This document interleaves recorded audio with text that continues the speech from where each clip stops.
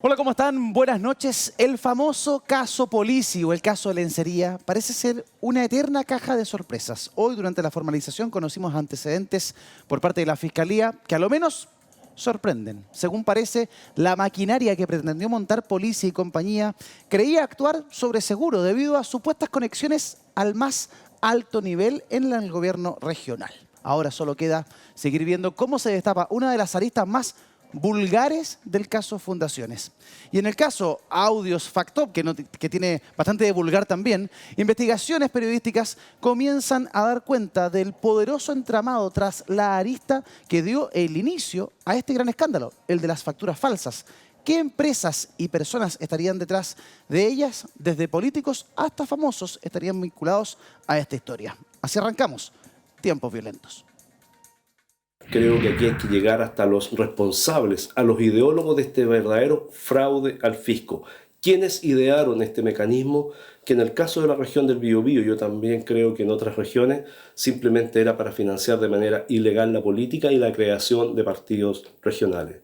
Yo espero que a partir de estas formalizaciones la gente comience a cooperar y lleguemos a los verdaderos responsables de este fraude y desfalco al fisco que está asociado al financiamiento irregular de la política. ¿Está este escándalo asociado al financiamiento irregular de la política, como plantea el diputado de C, Eric Aedo? Se lo vamos a preguntar a nuestros invitados en 10 segundos, pero antes, Mauricio Daza, ¿cómo está, amigo mío? Muy buenas noches. Buenas noches, gracias por acompañarnos nuevamente acá en Tiempos Violentos. De esos temas y más vamos a conversar. Por ejemplo, el anuncio de que ahora sí se va a presentar un proyecto al Parlamento para condonar el CAE. ¿Será cierto esta vez? Bueno, se nombró al nuevo director de Educación Pública. ¿Qué cambios involucra esto respecto a la implementación de los SLEP? Bueno, de eso y mucho más vamos a conversar esta noche acá en Tiempos Violentos. 10 segundos para nuestros invitados de esta noche respecto a lo que planteaba el diputado Eric Aedo. ¿Qué le parece a, por ejemplo, Lorena Meneses, secretaria general de Convergencia Social, que nos acompaña en el estudio esta noche? Buenas noches, Lorena. Adelante. Buenas noches. Bueno, primero tenemos que estar contentos porque la justicia está actuando y que siga investigando, que sigan saliendo todos estos casos que están apareciendo y, por supuesto, caiga quien caiga. Caiga quien caiga. Nos visita también por primera vez en el programa un histórico militante del Partido Socialista, exdiputado, exministro Osvaldo Andrade. Muy buenas noches, Osvaldo, gusto saludarte. 10 segundos para ti. Buenas noches. No lo sé. No sé si habrán financiamiento. Es tan fácil hoy día hacer afirmaciones para tratar de construir una cierta imagen interesante en la televisión o en los medios. Tiempo, Osvaldo. Mira, plantea su duda, Osvaldo Andrade. ¿Y qué piensa el analista político Roberto Monita? Roberto, buenas noches, gracias por estar acá una vez más. 10 segundos, adelante. Hola, Eduardo. Sí, yo también quiero presentar una duda, porque acá no podemos caer en la acusación antes de tiempo, ¿cierto? Hay que darle el beneficio de la duda, pero lo que sí está claro es que hay relación con aristas políticas. Mira, también plantea su duda respecto de si esto era un mecanismo para poder financiar la política. ¿Cuáles eran las aspiraciones? Más adelante tenemos declaraciones de otros parlamentarios que van en la misma línea y que profundizan esta situación. Veamos el siguiente titular para contextualizar esta primera conversación de la noche aquí en Tiempos Violentos. Formalizan a Camila Polizzi, ¿cierto? Y a otros 4 imputados en indagatoria por líos de plata. Ayer fue detenida junto a otras personas. Esta mañana, durante este día, una larga audiencia fue la formalización, que además fue bien discutida en su primera parte. Más de 1 hora, aproximadamente 1 hora de discusión. ¿Saben para qué? Para ver si estaba bien o no detenida. Una cosa bien particular. El juez en un momento se mosqueó. Dijo, ya, llevamos 1 hora conversando de esto, por favor, avancemos. Bien trabada, pero también se conocieron antecedentes bien increíbles. A mí me llamó mucha atención cuando se descubre, Mauricio, voy a abrir contigo, uno de los mensajes que se captó, ¿cierto?, de WhatsApp, en el que ella le plantea a una persona: quédate tranquilo. Si aquí no te va a pasar nada. Esto está conectado hasta lo más alto. ¿Qué es lo más alto de la gobernación regional? El gobernador. Bueno, sí, Creo, puede que me equivoque, no sé. Eso es lo que hay que ver. Hay que recordar que también hay personas que trabajaron, se desempeñaron en la gobernación regional, que aparecen implicados como imputados en esta causa. Otra revelación interesante, ¿no? Habían escondido fardos de billetes, ¿no? Suena también a otros casos. Es transversal lo de los fardos de billetes en las murallas. Pregúntele al exalcalde de Vitacura, ¿no? El señor Torralba. Claro que para preguntarle hay que ir ahí a Capitán Yar, porque está preso por ahora. Pero también está la revelación de que se habrían encontrado rastros de facturas que habrían sido, entre comillas, trituradas. Mala la trituradora, porque en rigor No debió haber dejado rastro, pero bueno, el asunto es que se descubrió aquello. A ver, lo relevante en este caso obviamente es que se pueda esclarecer la verdad de lo sucedido. Ese es el objetivo de cualquier proceso penal y a partir de aquello establecer responsabilidades. Respecto a los dichos de policía de una determinada persona, bueno, hay que ver también, ¿no? Muchas veces se trata de dar una impresión para impresionar a alguien y tratar de obtener algo de esa persona, ¿no? Pero todo esto tiene que ser materia de investigación. Respecto al mecanismo acá, a ver, soterradamente cuando se habla de mecanismo se está señalando que habría una sola mano, ¿no? Una sola mente que habría organizado todo esto.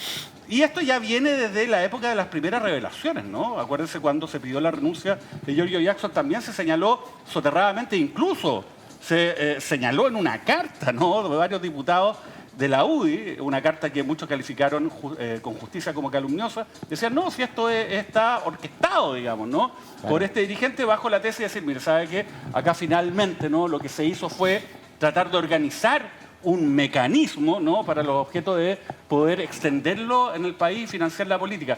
No hay antecedentes todavía de aquello. Y el que se utilice un mismo método, ¿no? Para poder cometer un delito no significa que haya una mente única, ¿no? Que está detrás de esto, una sola mano. ¿Cuántas estafas telefónicas hay? Todas se realizan más o menos de la misma forma. ¿Eso significa que hay una sola persona, un solo grupo que coordina todas las estafas telefónicas a nivel nacional? No. Bueno, eso es lo mismo en este caso. Pero yo creo que queda mucho paño que cortar, pero que bueno, ojo, que esta fiscalía hay que reconocer, porque nosotros muchas veces cuestionamos al Ministerio Público y a la policía cuando no hace su trabajo de una manera oportuna. En este caso se ha ocurrido, a diferencia de otros casos. Hay un caso que es bien escandaloso, por ejemplo, en la región de Atacama.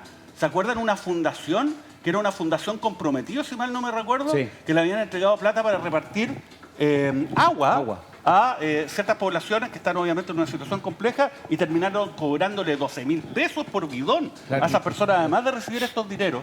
Y ahí ese caso no avanza nada. Entonces también hay como una disparidad respecto del trabajo de las distintas fiscalías. Ojalá que todas que están investigando estos casos tengan, digamos, el mismo ánimo persecutor, ¿no? Y consistencia que la fiscalía, en este caso, de la región del Biobío. Mauricio hablaba de dinero en efectivo encontrado en la casa de Camila Polici. Son 880.000 pesos, según consignó Radio Cooperativa, en fajos de billetes de 20.000 y de 10.000 pesos, escondidos en distintas partes. Ahora tenemos titular para revisar la opinión de nuestros invitados. Mire. Justicia excluyó al gobierno regional del Biobío como querellante en el caso de Lencería. Esto es muy importante. El motivo que argumentó el Consejo de Defensa del Estado para dicha solicitud fue la sobrerepresentación del Estado en la causa, ya que ambas entidades son estatales. Lorena, opinión respecto de lo que estamos viendo en el caso de Camila Polici. ¿Qué te parece que la gobernación, cierto, que también es parte de la gran investigación, haya querido ser querellante y se le haya dicho no? Tranquilo, espera ahí por ahora, tranquilito, no se mueve el gestito. ¿Qué te parece? Yo puedo dar ahí una opinión más muy de ciudadana, no sé si legalmente eso corresponde o no soy abogada, pero me parece que efectivamente aquí hay un caso que un poco se viene como, no sé si repitiendo, pero también tenemos el mismo caso o casos muy parecidos en investigación. Hoy día la administradora regional de Los Lagos está detenida. Sí. O sea, también hay un tema que entonces se empiezan a destapar estas cosas y finalmente el gobierno regional, a mí me parece que no sea parte querellante, porque entiendo que así no tiene acceso a la carpeta investigativa y por lo tanto podrían, entiendo yo, no sé, eso es lo que... Sí, tendría acceso. Sí, si fuese querellante. Claro, si fuera querellante tendría acceso a esa carpeta y por lo tanto, si es que hubieran involucrado desde el gobierno regional, podrían eventualmente tener... ¿Tú estás en la teoría de que aquí hay un mecanismo para defraudar? Yo creo que no hay un mecanismo pensado por una sola persona, sino que más bien, muy en la teoría, a lo mejor es lo que plantea Mauricio, creo que hay falencias dentro de las instituciones que permiten que ciertas personas se puedan organizar. Sí, yo creo que aquí hay una asociación ilícita para poder defraudar al fisco en este caso y que ya sabemos finalmente afecta a los más pobres, más vulnerables de las regiones. ¿Pero tú crees, por ejemplo, que aquí se detectó la falla, ¿cierto? O la brecha y se pasaron el dato? Yo creo que sí, es como un poco eso. Yo creo que se detectó la brecha y en el fondo que tiene que ver con esta flexibilización para la entrega de recursos a fundaciones desde los gobiernos regionales, que malamente se ha tratado de instalar que lo hizo este gobierno, pero sabemos que ya se ha dicho varias veces, se flexibilizó antes. Osvaldo, tú eres de una generación de políticos que fue ampliamente criticado por esta nueva generación, ¿cierto? ¿Cómo observas, toda vez que ya no estás en la contingencia misma, pero que sí eres un militante histórico del Partido Socialista, que ostentaste cargos de representación pública y también de confianza de distintos estamentos, esta crisis que estamos viendo hoy día de probidad respecto de fundaciones, convenios, ministerios, gobernaciones? Mire, la miro con cierta tranquilidad, con preocupación, por cierto, porque es una crisis, pero con cierta tranquilidad porque si todos estamos conscientes de que aquí lo que hay que hacer es esperar que se desarrollen las investigaciones por las instituciones que corresponden, tal vez debiéramos especular menos respecto de estas cosas y esperar con mayor tranquilidad los resultados de estas investigaciones. La preocupación que tengo es que se ha invertido un principio básico de estas cosas es que uno es inocente hasta mientras no se demuestre lo contrario y que un tribunal lo determine. En Chile hoy día parece que uno es culpable y tiene que demostrar su inocencia. Y esto es tremendo porque finalmente, incluso aunque después de un largo tiempo se logre acreditar esa inocencia, ya ante la opinión pública uno quedó de culpable. Hay varios casos sintomáticos y simbólicos al respecto que yo podría recordar, pero ¿para qué? Entonces, lo que me preocupa es que se especula mucho y se hacen muchas afirmaciones. Respecto, por ejemplo, a los dineros que habrían estado en las murallas del ex alcalde Torrealba, que yo creo que hay que sancionarlo si efectivamente es culpable, se desmintió por él mismo y por otros que no es así. Entonces, pero ya quedó instalado. ¿Te fijas? Yo no quiero armar un lío de esto. Lo que digo simplemente es que se hacen demasiadas afirmaciones. Pero no hay suficientes elementos que nos permitan creer que aquí hay algo... Hay elementos suficientes como para formalizar a las personas, lo que ya implica, no olvidemos además que la formalización constituye un derecho que se le otorga a las personas para sentir que se está haciendo una investigación y que en consecuencia tiene... O sea, a mí me hizo mucho sentido un alegato que hizo el defensor, algo alcancé a ver en la televisión, respecto al poco tiempo que había tenido para preparar su defensa. O sea, yo diría que en esto hay que tener un poquito más de templanza, porque de pronto las afirmaciones, con una perspectiva distinta, que es la perspectiva de generar una opinión, de ser como el que dice la cosa más entretenida, más pintoresca. La declaración. Se comete el error de hacer afirmaciones que a veces los hechos desmienten. Y eso a mí me preocupa. Vamos a ver qué dice el tiempo y qué dicen los tribunales. Voy a ir con Roberto Bonita, pero antes, este terremoto del caso Polizzi golpeó en el Biobío y en particular el epicentro fue en la gobernación regional. Ahí el consejero regional de Renovación Nacional, Gabriel Torres, mira lo que plantea respecto de responsabilidades. Atención. O lo menos el gobierno regional les pedía un certificado que acreditara que el municipio autorizaba dicha intervención. Tampoco se solicita, se hace vista gorda. Entonces, ¿qué hay detrás de todo aquello? ¿Es solamente la cita Polizzi y su gente la que quiere defraudar al Estado? ¿O hay concomitancia con otras personas o actores del gobierno regional que había otro fin? No olvidemos que aquí se quería crear un partido político en el gobierno regional, afín al gobernador. ¿Entiende? Entonces, bueno, aquí hay que ver qué pasa. Mira lo que plantea. Dice, bueno, aquí ¿era la cita Polizzi y compañía la que quería defraudar o estaba en concomitancia con otras personas? Y él recuerda un dato. Dice, no nos olvidemos que aquí se quería crear un partido político por parte de Rodrigo Díaz, el gobernador regional. Entonces, apunta, ¿cierto?, desliza una teoría respecto de hacia dónde pudieron haber ido esos dineros. Roberto Munita. Sí, efectivamente este caso cada vez tiene más aristas, ¿cierto? Se vuelve más complejo y son de esos casos ya cuesta cómo tomarlos, porque es como una papa caliente, porque donde tomáis te empieza a pegar. Y ahí yo quiero decir primero que nada que tengo una pequeña diferencia con Osvaldo. Por supuesto estoy convencido de que el principio de inocencia es clave para nuestro funcionamiento y toda persona es inocente hasta que se pruebe lo contrario, pero eso no permite que nosotros podamos analizar las cosas que ya sabemos y que por supuesto no han sido desmentidas tampoco. O sea, sabemos el escándalo de Lucas, sabemos que ella pasó lencería como gastos de campaña y por eso se habló del caso de lencería. Sabemos que arrendó una fundación, que eso es algo extremadamente raro. Arrendó una fundación, al parecer, y esto ya es parte de la investigación, con el objeto de recibir dineros que se estaban entregando a fundaciones. Sabemos que fue candidata, primero por Comunes, después por el Partido Radical. En el fondo, es una mujer que al parecer ya lleva un montón de tiempo generando esta especie, no sé si un mecanismo, pero sí al menos una forma de, no sé, de sacarle partido a su condición de candidata. De hecho, según la información que hemos conocido en estos meses, este era una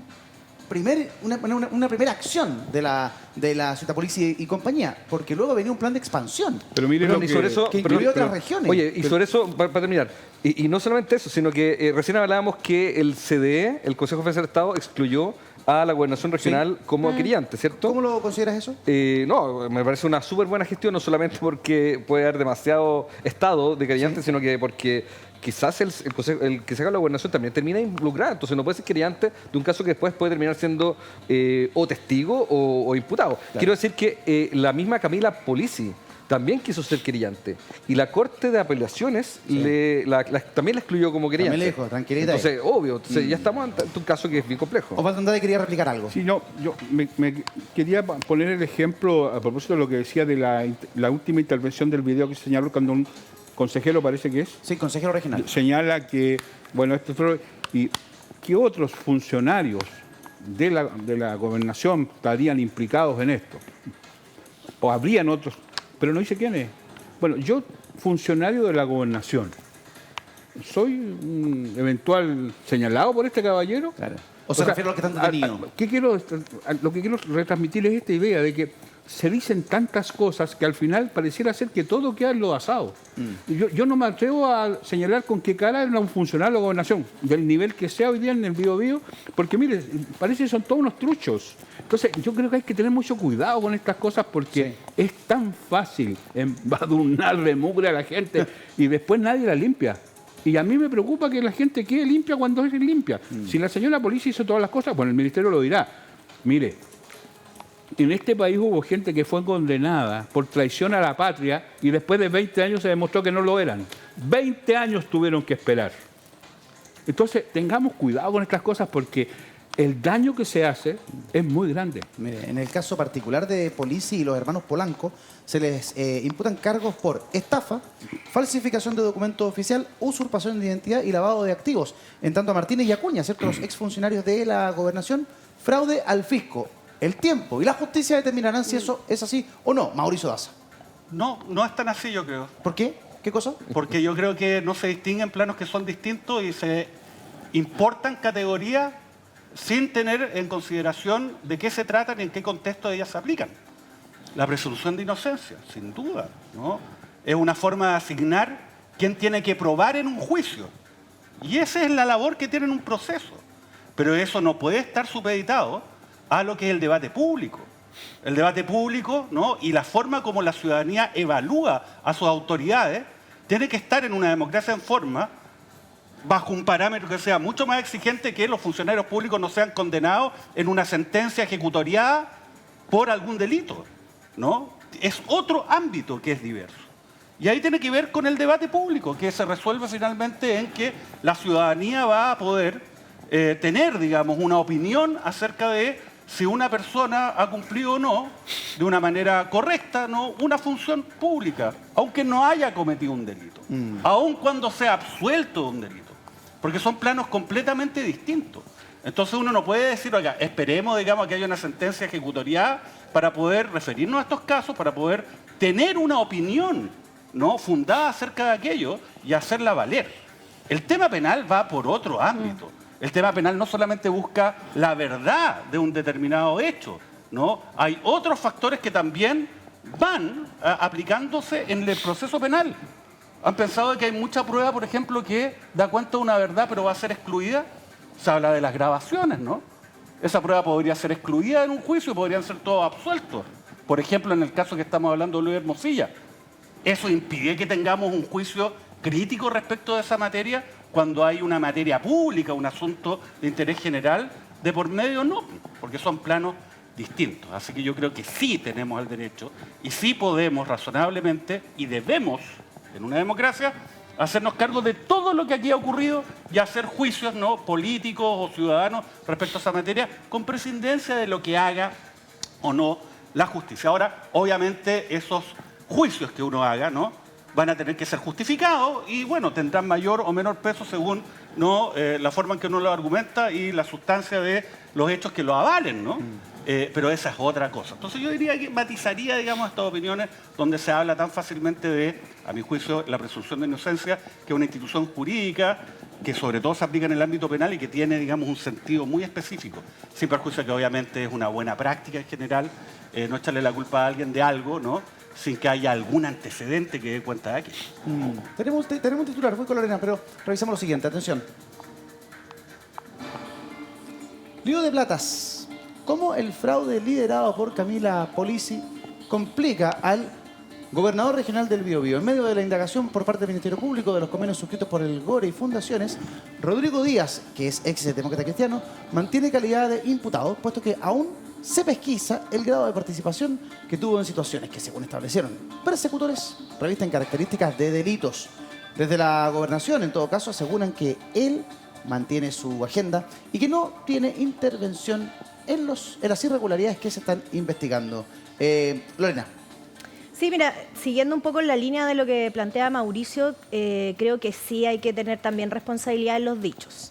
Efectivamente, hoy día en la mañana veía al alcalde Carter, que muy suelto de cuerpo en un programa que estuvo en la mañana, decía que los gobiernos regionales estaban siendo investigados en 35.000 millones de pesos y que el Frente Amplio tenía que dar explicaciones de aquello. Bueno, para aclararlo, el Frente Amplio no tiene ningún militante que sea gobernador regional.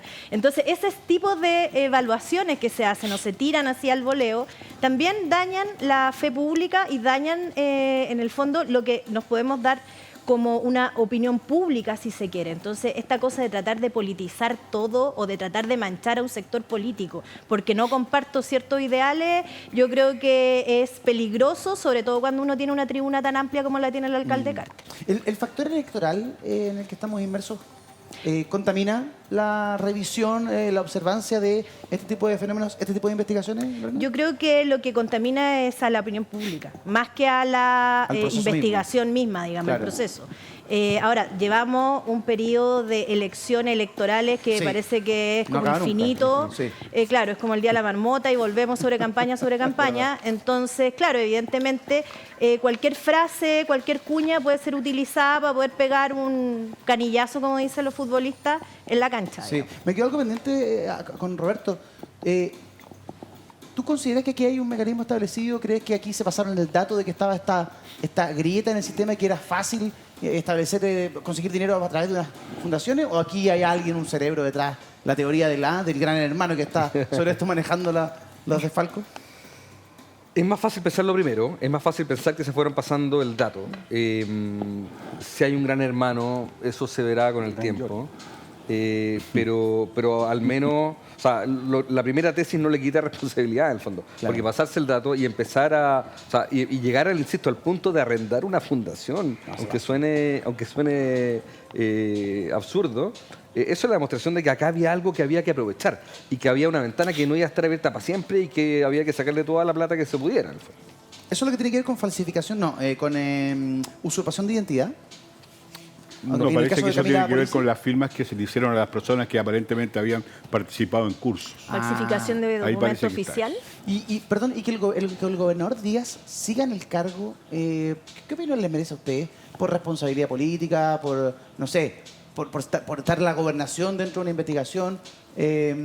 ¿Corresponde, no corresponde? Mire, atención.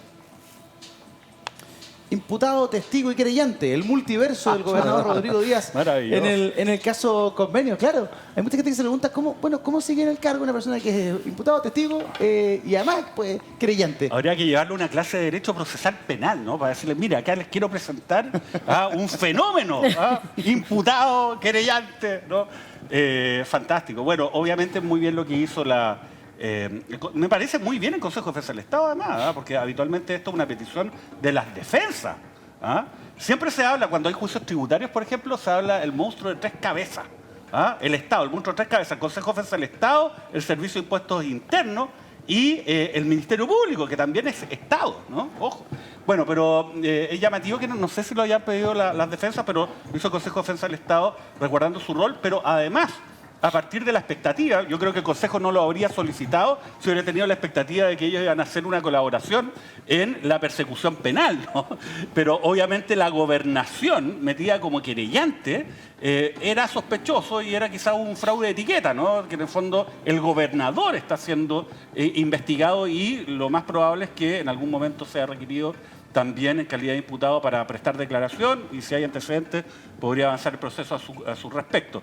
Entonces es bien insólita estas estrategias, como se dijo acá también, la misma policía lo ha hecho. Ojo, los partidos políticos, hay que recordar, ¿eh? Revolución Democrática lo primero que hizo fue presentar una querella, Sí. ¿no? Entonces, bueno, ahí se tiene que ver caso a caso, ¿no? Pero obviamente llamativo y lo relevante es que acá se pueda esclarecer en la verdad de lo sucedido. Me parece muy bien en todo caso de que se haya avanzado rápidamente. Además, se llevó a todas estas personas detenidas, se hizo una audiencia, yo diría que en términos que fueron bastante contundentes por parte de la Fiscalía y el Consejo de Defensa del Estado, y bueno, y de esperar que esto avance. Pero la posición del gobernador, hay que señalar que esto no es un cargo de confianza. No, Él es una persona que ha sido electa en las urnas, entonces ahí la lógica es un poquito distinta, y la verdad es que creo que mientras no existan antecedentes contundentes, incriminadores a su respecto, bueno, él va a pelear, ¿no?, para los efectos de poder de alguna manera revertir esta situación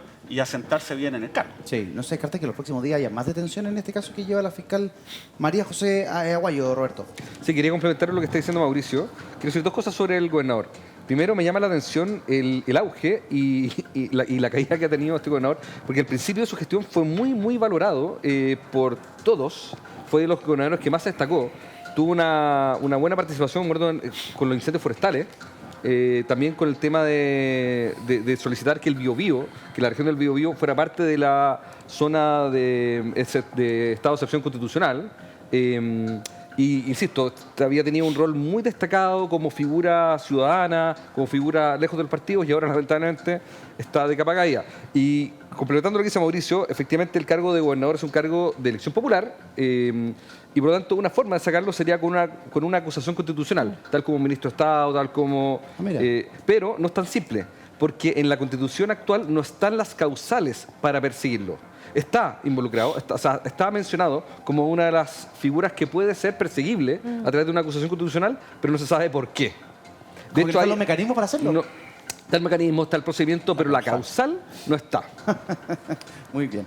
Tengo titular porque esto no está pasando solamente en la región del Biobío. Esto viene de los lagos. Corte decreta prisión preventiva para administradora del Gore de los Lagos acusada por el caso Convenio. Lo planteaba, ¿cierto, Lorena, hace instantes?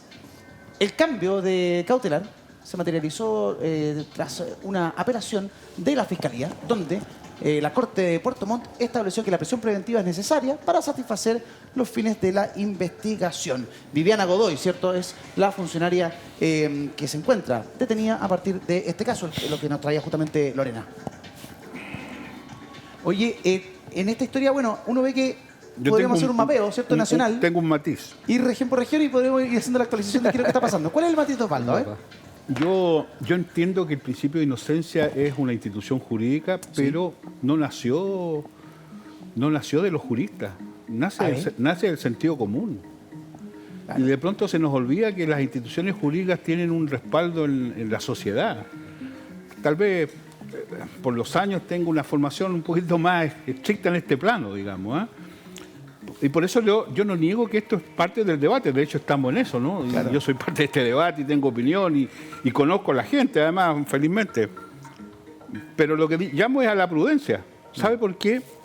Porque en un país tan polarizado y tan radicalizado como el que estamos hoy día, estas cosas hacen mucho daño y se usan para hacer mucho daño. Y esta experiencia la hemos vivido en este país. Entonces, lo mío tiene que ver más bien con cuidado, no hagamos afirmaciones tan categóricas cuando de pronto las cosas pueden tener matices o pueden tener miradas, porque lo que sucede a futuro normalmente es muy difícil de revertir. Son muchas las personas inocentes, incluso desde el sentido común, ¿ah?, que han terminado siendo categóricamente defenestradas y que sin embargo no era tal. Entonces, mi llamado simplemente a la prudencia, probablemente tiene que ver con lo que uno ha vivido, ¿no? Y vaya que lo ha vivido. Y respecto de los temas en concreto, mire, si hay un juicio político respecto al gobernador, se va a expresar en las próximas elecciones, y me parece bien. Y ahí la gente evaluará, ¿ah?, porque tiene la legitimidad de haber sido electo por la soberanía popular. A mí me llama la atención si el comportamiento de los consejeros, que también son electos, Sí. porque pareciera ser que ahora, y esto pasa también en las municipalidades Sí, con los los concejales, claro. parece que ahora se viene a dar cuenta de estas cosas. Entonces dicen, no, yo pedí información. Bueno, pero si ellos están para hacer esa fiscalización. Lo que tenemos institucionalmente en muchas partes, los órganos colegiados tienen también ciertas facultades de resolución de ciertas cosas. Por ejemplo, en el ámbito municipal, por dar un ejemplo simplemente, la licitación de la basura la resuelve el alcalde y el consejo tiene que fiscalizar. El mismo que resuelve tiene... A mí me parece que esas cosas hay que ir arreglando, ¿se explica usted? Sí, entonces, yo creo que hay cuestiones institucionales que hay que resolver. Claro. Cuando hay fraude al fisco, malversaciones, a veces incluso por destino impropio, o sea, no siempre hay mala fe en estas cosas. Yo he conocido muchos casos de malversaciones por destino impropio, en que lo que ha pasado es que las platas que estaban destinadas a una cosa, ante la urgencia las destinaron a otra cosa, pero nadie se quedó con ellas. Claro. ¿Me entiendes? Pero claro, hay eventualmente un delito. Sí, claro. Entonces, yo llamo a la mesura en estas cosas porque es muy fácil caer en la lógica de meterle, y de pronto las cosas son por ahí nomás. Está bien, ¿Ah? está bien. Hecho Solamente el punto. respecto Rebata, al Mauricio. último punto. Sí, uno podría decir, por ejemplo, yo conocí el caso, por ejemplo, de un alcalde que era alcalde de una comuna que básicamente es una isla, ¿no? Y en el sur de Chile. Y resulta que en un momento él tenía que comprar, ¿no?, benzina para la caldera para tener electricidad en la isla. Y no tenía la plata y agarró la plata de las subvenciones escolares y la gastó, digamos, en eso. De la CEP, exactamente. Claro, y resulta que lo condenaron. Bueno, pero usted, señora, señor, podrá considerar, oiga, pero ¿eso está mal o bien? No, pues está mal. Está mal. ¿Sabe por qué? Porque nosotros tenemos un consenso como sociedad que hemos dicho que eso está mal. Y ese consenso, ¿no?, es el que tenemos que respetar todos, digamos. Entonces, yo creo que ahí también hay que tener ojo, digamos. Hay que decir, mire, ¿sabe qué? Eso, o sea, por mucho que uno pueda entender algo, no uno lo puede justificar. Está mal. Está mal que usted le entreguen plata para A, platas públicas, y lo destine a Z. Porque tenemos un consenso social donde eso se expresa en una ley que lo condena como delito, ¿no? Entonces eso también es un tema. Estoy de acuerdo con, en todo caso, lo dije, que me parece bien, es una buena práctica, ¿no? Tratar de justificar los dichos de cada cual, pero insisto, yo creo que restringir el debate público, diciendo, ¿sabe qué? No, acá no podemos, digamos, llegar a conclusiones muy contundentes, a menos de que un tribunal en lo penal se pronuncie. A mí de eso tampoco me parece que lo haga. Bien, pues vamos a avanzar en la conversación, vamos a cambiar de tema con el siguiente titular de Ciper Chile. Miren. Las personas y sociedades vinculadas a políticos que figuran en el registro interno del factoring investigado por el audio de Hermosilla. Ustedes recordarán que este audio que escandalizó a todo el país y que ha tenido amplias repercusiones nace a partir de una investigación que llevaba la autoridad, ¿cierto?, tributaria, a partir de facturas falsas de Factor, una empresa del señor Sauer. Bueno, se ha comenzado a conocer cuáles son las sociedades y personas vinculadas, ligadas a estas facturas. Estamos en vivo y en directo a esta hora de la noche con Benjamín Miranda, periodista de Ciber Chile. Benjamín, muy buenas noches, ¿cómo estás? Eduardo, ¿qué tal? Muchas gracias por la invitación. Encantado de tenerte con nosotros, Benjamín. Cuéntanos un poco cómo dan con la identidad de todas estas personas, estas sociedades, y qué primeros vínculos ya se pueden establecer. Sí, mira, primero hay que remarcar que en Ciber lo que tuvimos fue acceso a un documento interno de Factor que registra un montón de nombres de empresas y personas que en algún momento del funcionamiento de la empresa emitió o letras de cambio o cheque o cualquier documento tributario a cambio de dinero. ¿Ya? Esta empresa, tal como demuestra esta nómina interna, funcionaba prácticamente como una prestamista. ¿Ya? Y dentro de los nombres que aparecen, pues nosotros detectamos 3 que son interesantes o atractivos desde el punto de vista político.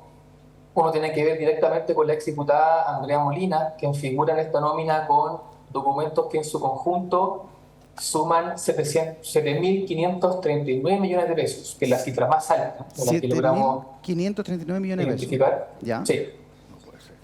También aparece una sociedad del expresidente Frey, la sociedad Saturno, que también es bien conocida. Sí, por su hermano. Exactamente, por su hermano. Hay un lío judicial que lo vamos a explicar más adelante, pero a fin de cuentas, esta sociedad Saturno aparece con 3.855 millones de pesos. Y en tercer lugar, identificamos 3 nombres que están vinculados, que pertenecen directamente a la familia Alessandri, que emitieron cheques a cambio de dinero por un total de 229 millones de pesos. Toda esta información, Eduardo, está dentro de esta nómina que conseguimos en CIPER, que, bueno, tomando un poco el debate que está teniendo en el programa, este caso también está partiendo, no somos nosotros quienes van a determinar si esto es delito o no, pero está esta información, hablamos con el protagonista y cada uno tiene su versión explicando por qué aparece en el nombre. Benjamín, para seguir la conversación, tú me corriges si lo estoy comprendiendo mal. Entonces, ustedes tuvieron acceso a un, entre comillas, Excel negro, la libreta oscura, la libreta negra de Factop, en donde había un listado de empresas y personas a las que se les había prestado dinero. ¿Cierto? ¿Estoy bien? Entre ellos, Andrea Molina, 7.539 millones. La sociedad del expresidente Eduardo Frey, que tuvo un problema judicial con su hermano Francisco, por el cual Francisco está preso, ¿cierto? 3.855 millones. Y los Alessandri. ¿Cuál de los Alessandri en particular? Los Alessandri son muchísimos. 229 millones de pesos. ¿Cuál de los Alessandri está involucrado? Son tres los Alessandri que aparecen en la nómina. Primero, Gustavo Alessandri Valdés, que fue un diputado, exalcalde también de Santiago y de la Florida, que falleció en 2017. Aparecen 2 de sus hijos, Fernando Alessandri, que es un empresario, y Felipe, que quizás es el más mediático de todos, el que más se conoce públicamente, que fue el alcalde de Santiago hasta antes de la administración de Iracy Hafner. Perfecto. Pero esos son los 3 nombres de la familia Alessandri. Y perdón, entonces, ¿esta empresa les habría prestado dinero a estas personas y a estas sociedades? Es extraño que aparezcan estas personas, ¿cierto?, estos nombres, en una empresa que está fuera del sistema bancario. O sea, uno creería que estas personas acceden, si necesitan financiamiento, al sistema bancario. ¿Quienes acceden a estas empresas, a este tipo de préstamos, es porque no tienen acceso al banco o porque están buscando sobrefinanciarse? Mira, eso ya depende de cada caso en particular. Yo creo que vale la pena revisarlo, porque cada uno tiene sus matices. Por ejemplo, la familia Alessandri, nos contactamos con los 2 que podemos contactarnos, que son Felipe y Fernando dice, mira, yo, de mi padre y mi hermano, soy el único que tuvo contacto directo con esta empresa Factop, que es de los hermanos Sauer. Ya. ¿Aparece mi padre? Sí, aparece, porque yo en un momento de urgencia financiera, le llamo así, que estaba muy complicado de plata en el fondo, entre 2016 y 2020, pidió dinero prestado a Factop, ¿ya?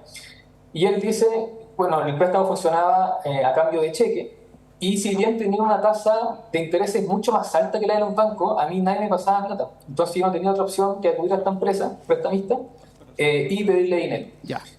Estuvo tan complicado Fernando Alessandri, según su versión, que los primeros cheques que emitió lo hizo a nombre de su padre. Y por eso aparecería Gustavo Alessandri Valdés en esta nómina interna. Wow. ¿Ya? Esa es la explicación que da para que parezca su papá.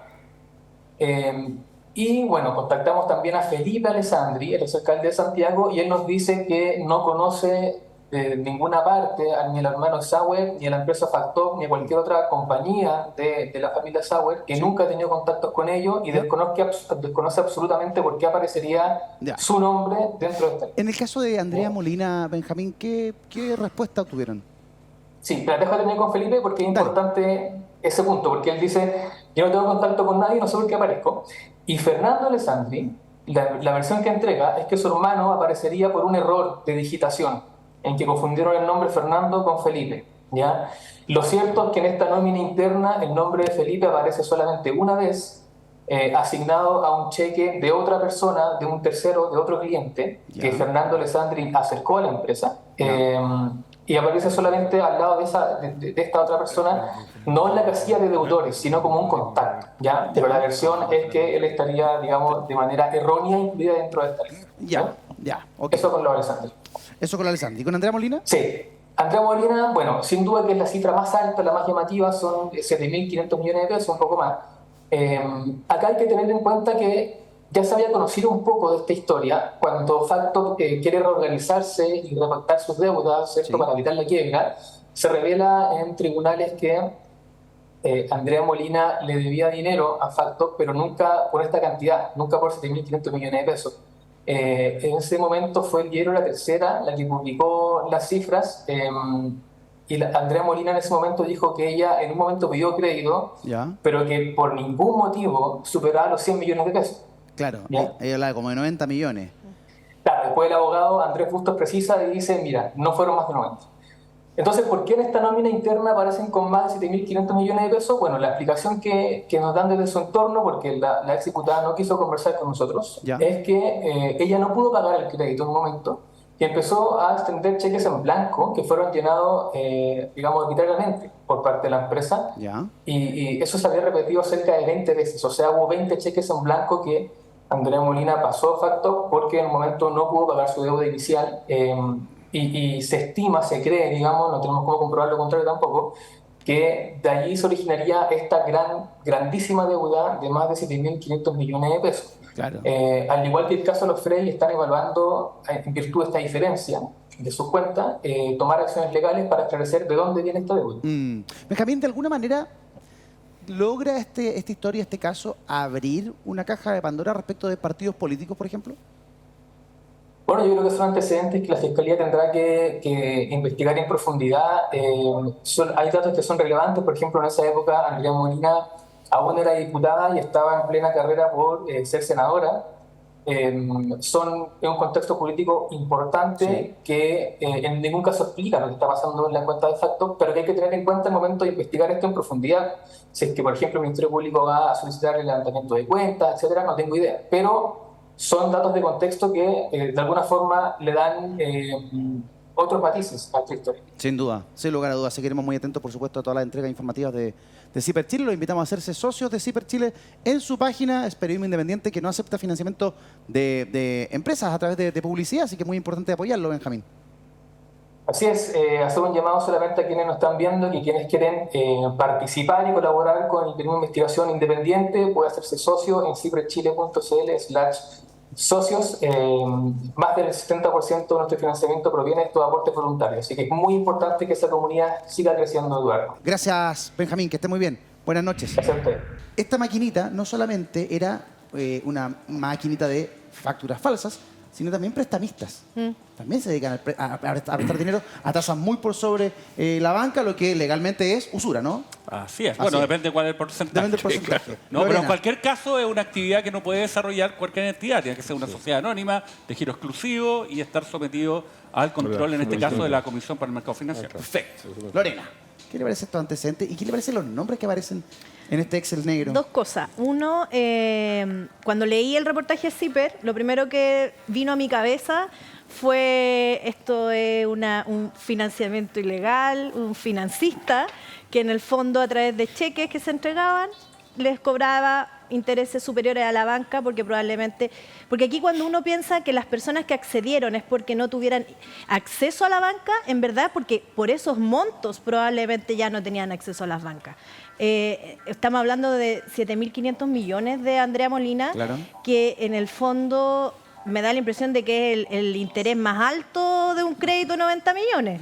O sea, yo creo que la gente, claro, es imposible. Sí. Si la gente tampoco es tonta, tampoco por mucho que uno vea estas cifras que son gigantes y no se las logre imaginar todavía, igual uno podría llegar a pensar que, o sea, me pasan 90 y voy a deber 7.500, no tiene ninguna razón. Claro. Y en segundo lugar, claro, los nombres que aparecen empiezan me da la impresión de que es como un financiamiento ilegal, como medio elitario, no sé. Que tengo como esa es como independiente del sector político. Sí. Yo creo que como accesos que no todas las personas tienen, que el comerciante, el mini pyme y todo esto que hablan tanto, que defienden, no tienen acceso a estas cosas. Yo creo que esto que hemos conocido da sustento a lo que se conoce un poquito en el audio original.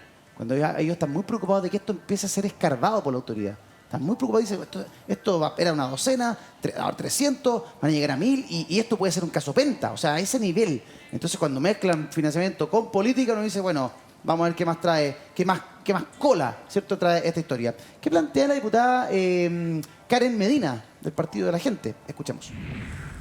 A medida que avance la investigación del Servicio de Impuesto Interno y la CMF, seguro seguirán saliendo más nombres a la luz, ligados a la política, ligados a altos cargos de poder, y hoy día es necesario dar señales claras de que estas personas, se han cometido delitos, deben ser sancionadas, deben ser apartadas de sus funciones y además deben recibir las penas que correspondan a los delitos. No vamos a permitir que la corrupción siga tomando y haciéndose parte con normalidad de todo el funcionamiento público de nuestro país, donde están los recursos de todos los chilenos. Ahí está la diputada del Partido de la Gente, Karen Medina, respecto de esta historia de Fact Top. Osvaldo Andrade, según los antecedentes que manejamos hasta el instante, ¿cierto? Y siempre respetando la presunción de inocencia. No, por favor. No hagamos un mito, no hagamos un mito. Broma. ¿Le parece que aquí hay algo que finalmente va a terminar rozando la política? ¿O tocándola directamente? Es que pareciera ser que en este país todo termina rozando la política, así que es muy difícil decir lo contrario, por ancha o por manga, no da lo mismo. Yo tengo la sensación de que lo que se está abriendo aquí es una... Más allá de la grabación y de la reunión aquella, ¿sí? Tengo la sensación de que el asunto se está yendo más bien hacia el lado del entramado financiero económico que sustenta un modelo de gestión de créditos informal, pongámoslo informal por ahora. Claro. ¿Verdad? Y tengo la sensación que en ese sentido, claro, van a aparecer muchas cosas. Si en ese ámbito aparecen algunas personas ligadas por la política, es perfectamente posible. La sociedad chilena no es tan grande como para pensar que vamos a estar completamente desligados. Si por esa vía hay financiamiento para la actividad política, creo que sería un poquitito azaroso o aventurero decirle por ahora. Pero lo que sí valdría la pena es escudriñar más que... Mire, yo creo que es importante lo que se está haciendo a nivel de los servicios, para escudriñar el interior si hubo efectivamente pagos de comisiones, cosas por el estilo.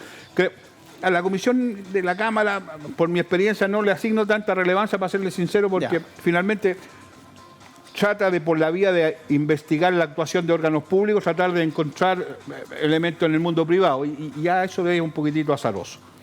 Pero lo que sí creo que es muy interesante es esta lista que se ha abierto, y es cómo operaba esto de las facturas que se factorizaban, que después se prestaban.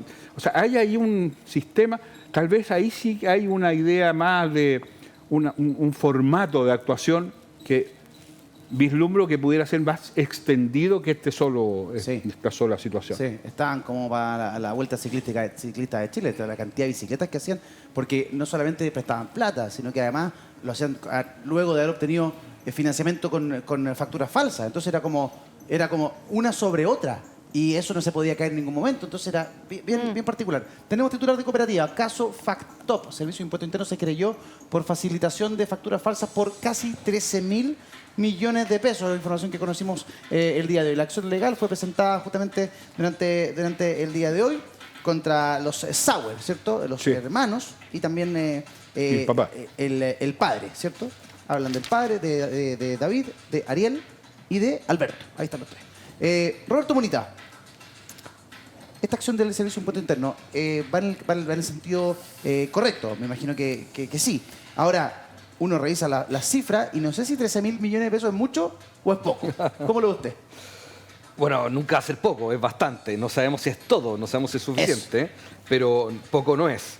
Fíjate, hace un rato Mauricio hablaba de que este grupo, el grupo Sauer, prestaba plata, ¿cierto?, con montos de interés por sobre la banca, y aparte no estaban bajo la tutela de la CMF. Y esa es una de las razones por las que entiendo la CMF lo está persiguiendo al grupo Sauer, en el fondo a este Factory, a FactTop. Y fíjate que en el primer audio que se subo, justamente hablan de Servicios de Impuestos Internos y hablan de la CMF. Sí. Justamente las dos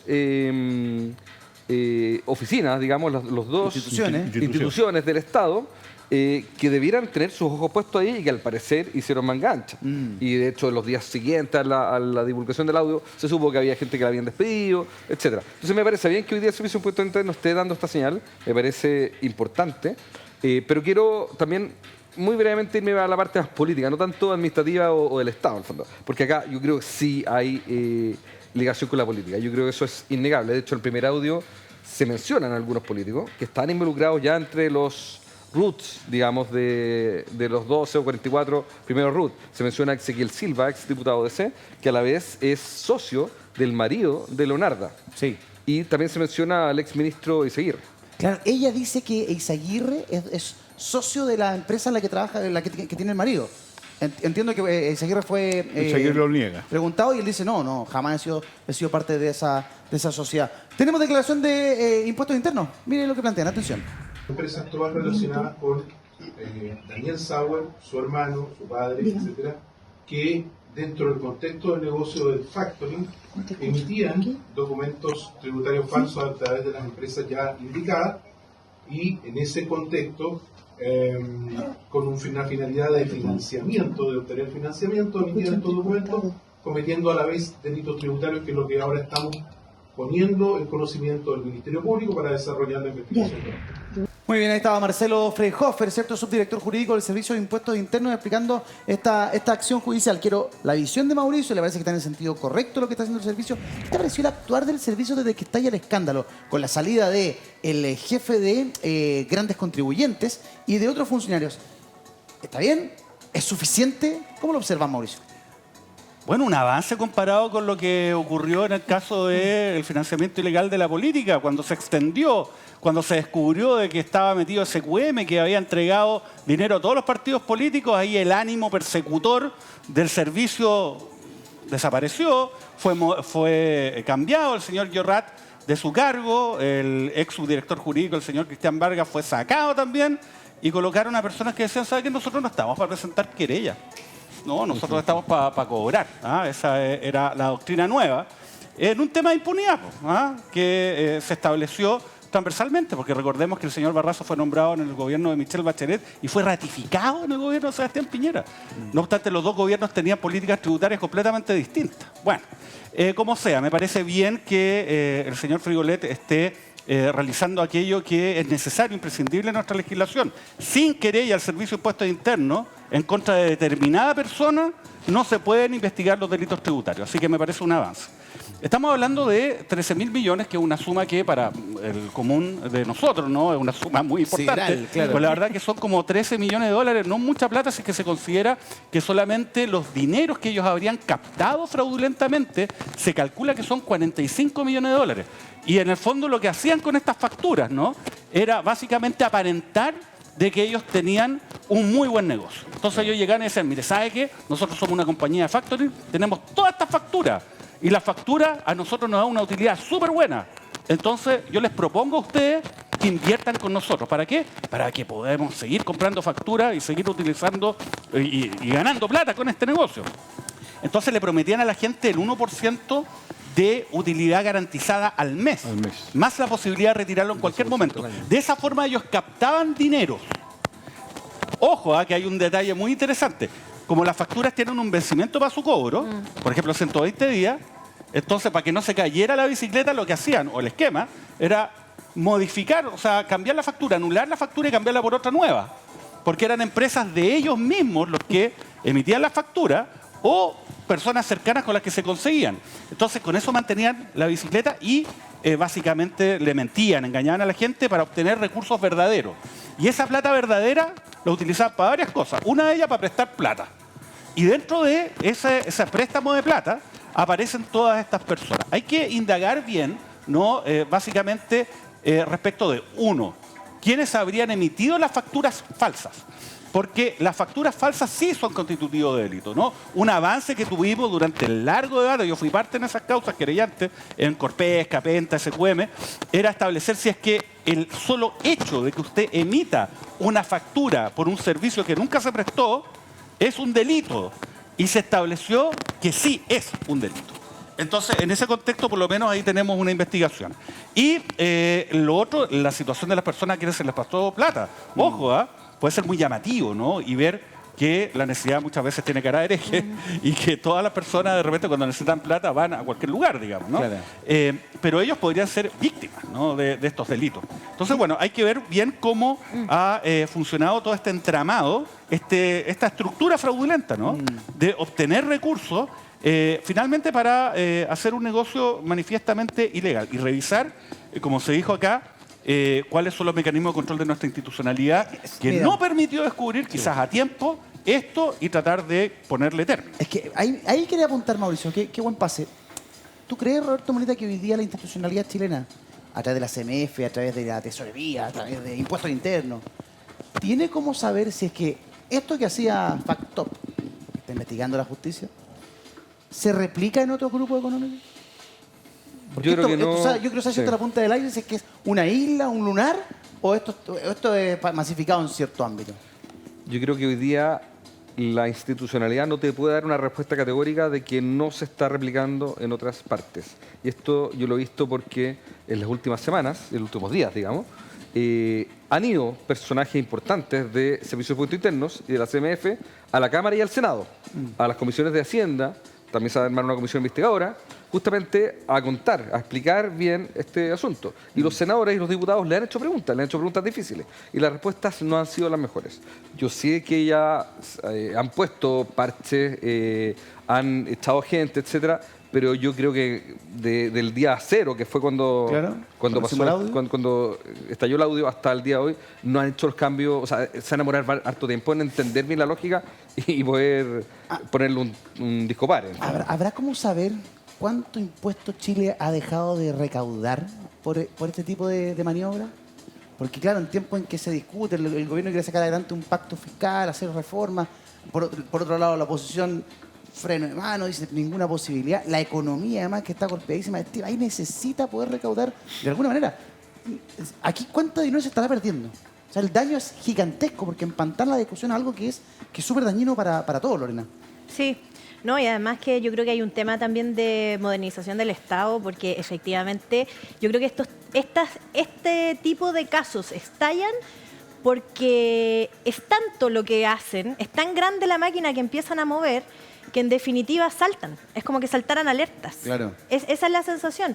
Pero podría haber ahora mismo funcionando lo mismo, pero a lo mejor a la mitad, y que no alcanza a ser detectado, porque en definitiva la modernización que tenemos hoy día de las instituciones, que pueden estar muy bien escritas, pero que no son capaces de repente de cruzar una base de datos como de impuestos internos, más, bueno, lo hablábamos en otro capítulo, la inteligencia financiera, bancaria, digamos, que para poder saber si efectivamente hay personas que están recibiendo gran cantidad de recursos que no son detectados, y otras también que están siendo, y también concuerdo, capaz este listado hay víctimas dentro de todo, digamos, Sí. o sea, porque, claro, cuando uno necesita el dinero, y hay que ver también si efectivamente, por ejemplo, en el caso de Andrea Molina, se piden estas grandes cantidades de recursos, si es que las pidió, porque ella lo desmiente, eran para utilizarse para financiar a lo mejor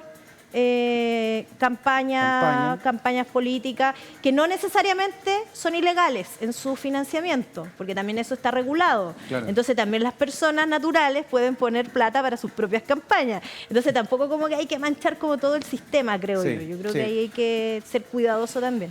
Roberto, ¿una última reflexión? Sí, es importante, siguiendo lo que decíamos al principio con Osvaldo, que se mantiene el principio de inocencia y gracia, y porque efectivamente Andrea Molina aparece muy destacada en este reportaje, pero Felipe Alessandri no, y salió al ruedo justamente porque al parecer hubo una confusión con el nombre del hermano, le aparece una sola vez, no se la factura, entonces yo creo que hay que ser cuidadoso justamente de no dar nombres de forma innecesaria. Vamos a ver cómo evoluciona esta investigación. Osvaldo Andrade, contigo cerramos. Sí, yo echo un poquito de menos en esto la misma preocupación de la sociedad chilena respecto a los temas de seguridad en relación con estos temas, que también son parte de la seguridad, ¿ah? Porque son recursos cuantiosos que pudieran, en la medida que se incorporen al fisco, pudieran ser destinados precisamente a resolver un tema de seguridad más específico. A mí me sorprende un importante reportaje que he visto en la televisión respecto a los préstamos hormigas que se hacen en el barrio May, qué sé yo, que son muy destacados desde el punto de vista mediático, qué sé yo. Y pareciera ser que en esto no hay la misma... ¿Tú crees que no ha habido suficiente repercusión O sea, mediática? si no hubiéramos conocido el audio, bueno, entiendo que la CMF ya había impuesto una multa importante a... Sí, claro. Pero no tenía, la opinión pública no tenía la noción de la existencia de estas cosas. No quiero hacer una crítica, por favor, a los medios, porque los medios tienen que sobrevivir también, que en una de esas también tienen factura, vaya uno a saber. Pero Pero lo que sí me llama... inocencia puede... Por eso lo digo como se abrió aquí la posibilidad de hacer un debate abierto, estoy aprovechándome de aquello. Sin duda. Pero a mí me llama la atención que pareciera...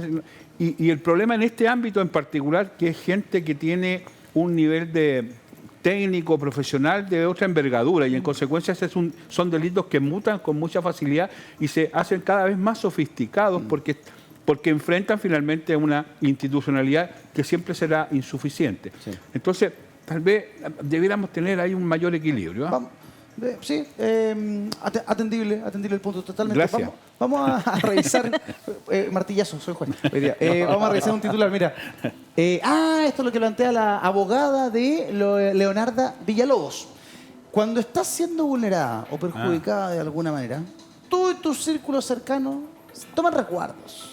Ella es la abogada Alejandra Borda, quien explica por qué Leonarda Villalobos grabó la reunión con Hermosilla. La situación que ella estaba viviendo y lo que había descubierto días atrás. La pusieron en una situación absolutamente anómala. Y cuando estás en una situación anómala, tomas a veces medidas desesperadas. Comienza a explicar, ¿cierto?, el por qué se grabó esa reunión, a quién se lo envió. Habla de un abogado y luego no comprenden por qué se filtró todo esto. Una situación del todo extraña. A mí ya esta realidad me queda muy lejana, Mauricio. Sí, bueno, ahí uno empieza a analizar, digamos, por qué se grabó esto. La verdad es que todo indicaría que fue precisamente Leonarda Villalobos la que grabó esto y que finalmente divulgó esta grabación. Ahora también hay que pensar en el momento en que esa grabación se hace, ¿no? Entiendo que el 22 de junio de este año. Y eso era un momento en el cual estaba desarrollándose la investigación por la Comisión del Mercado Financiero, ¿no? Y lo que habría hecho en esa reunión Leonarda Villalobos era el comunicar, informar a Hermosilla, abogado de los Sauer y también de Doppelberg, que eran los socios de esta... por lo menos en ese momento, de esta entidad, de esta sociedad Factop y de una corredora, STF, que eran ellos dueños, ¿no? De informar acerca de lo que ella habría descubierto en relación a la investigación que estaba realizando el Servicio de Impuestos Internos. Desde ya, investigación que es reservada, ¿no? Y que una persona que está fuera de ese ámbito no debiese conocer. Hay un elemento que haría verosímil el hecho de que efectivamente ella pudo haber pagado alguna coima para poder obtener esta información, porque ella no la debió haber tenido, pero la fue a exponer acá. Ahora, lo interesante es que cuando va a obtener esta información, ella habría descubierto de que dentro de las sociedades que aparecían con facturas que eran falsas, ¿no?, y que se habían emitido sin que ella, insiste, no supiera, estaban dos sociedades. Una sociedad donde ella participaba, ¿no?, algo así como Stewart Asesorías S.p.A., y una sociedad de su marido, ¿no?, que era Comercia S.p.A. Entonces, tenían más de 400 facturas, eran miles de millones de pesos por factura. Entonces, es llamativo que en la grabación ella insiste en decir, oye, pero ¿cómo están estas facturas si yo nunca conocí de esto? Mi marido no tiene idea, ¿cómo hicieron? Entonces, ahí como que aparece de que habrían emitido la factura de una forma tal que nunca hubiesen sido notificadas, para que ellos no pudieran objetarla o informarse, bueno, qué sé yo. Pero, en el fondo... Este audio tendría como objetivo, ella lo habría planteado grabar, el sacar esa información, o sea, registrar en esta reunión con Sauer y con Hermosilla, el abogado de los Sauer, de que efectivamente ella no tenía idea acerca de estas facturas y por lo tanto esas facturas falsas surgieron y se metieron a este engranaje sin que ella supiera. Ahora, eso es interesante porque si fuese así, y si fuese solamente eso lo que estaba buscando, resulta que todo lo de la caja negra y las coimas apareció, digamos, como, ¿no? ¿Cómo decirlo? De Yapa. Claro. No pudo editar la grabación. Pero eso es lo que planteó un poco la abogada, ¿no? Me resguardo ¿cómo? Sacando esa declaración para el caso en el cual la investiguen por la factura falsa y digan, oiga, acá está el audio, ¿ve que yo no tenía idea? ¿Ve que se hicieron la factura falsa sin que yo supiera? Yo creo que por ahí podría ir la cosa. Muy bien, hacemos un corte, regresamos de inmediato con más Tiempos Violentos aquí en Vía X. No se vayan.